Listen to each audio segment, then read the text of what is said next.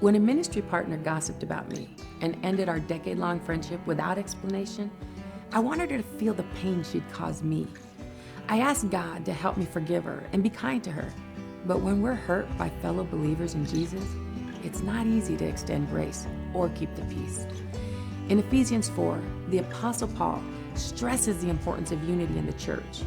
He begs believers to lead lives worthy of our calling, which is to love God and others while sharing His truth and making disciples of all nations.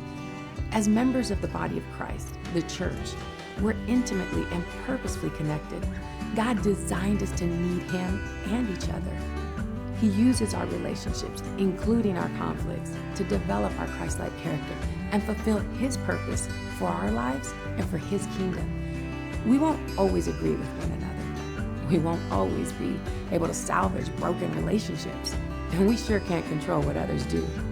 But we can always choose to speak truth with gentleness, respect, and love. We can pray for each other, invite God to help us work through our conflicts, forgive, and make our common goals and purposes in Jesus our top priority. In spirit-empowered unity and love, God's children can show the world that peace prevails as we focus on spreading the good news about Christ together.